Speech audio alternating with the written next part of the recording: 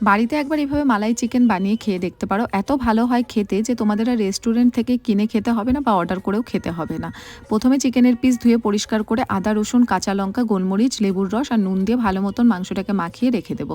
এদিকে একটা পেস্ট বানিয়ে নেব, দিয়েছি কাজু চিজ আর ফ্রেশ ক্রিম। কড়াইতে সাদা তেল গরম করে গোটা গরম মশলা ফোড়ন দিয়ে আগে থেকে ম্যারিনেট করা চিকেনের পিসগুলোকে একটু ভেজে তুলে রাখতে হবে। ছোট পিসগুলো আমি আগেই ভেজে তুলে রাখবো, আর বড় পিসগুলো একটু ঢেকে ঢেকে সেদ্ধ হওয়ার জন্য ভেজে তুলে রাখতে হবে।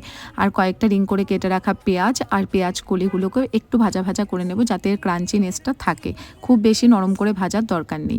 তারপর কড়াইয়ে সাদা তেল গরম করে আগে থেকে বেটে রাখা পেঁয়াজ রসুন আদা কাঁচা লঙ্কা নুন হলুদ লঙ্কার গুঁড়ো, তার সাথে একটু টমেটো পেস্ট দিয়ে ভালো মতন কষিয়ে নিয়ে আগে থেকে বেটে রাখা মশলাটাও দিয়ে দেবো, কাজু চিজ আর ফ্রেশ ক্রিমে দিয়ে ভালো মতন কষিয়ে নিয়ে ভেজে রাখা মাংসর টুকরোগুলো দিয়ে খুব ভালোভাবে মিশিয়ে নিতে হবে। আগে থেকে ভেজে রাখা পেঁয়াজের টুকরোগুলো দিয়েও আর একটু ভালোভাবে মিশিয়ে নিয়ে গ্রেভির জন্য দুধ দিয়ে দেবো। দুধটা ফুটে যখন ঘন হয়ে আসবে তখন দেবো কাসুরি মেথি ধনেপাতা কুচি চেরা কাঁচা লঙ্কা রিং করে কেটে রাখা পেঁয়াজের টুকরো আর ফ্রেশ ক্রিম দিয়ে কিছুক্ষণ ভালোভাবে মিশিয়ে একটু ফুটে আসলে নামিয়ে নিলেই তৈরি এই আফগানি মালাই চিকেন।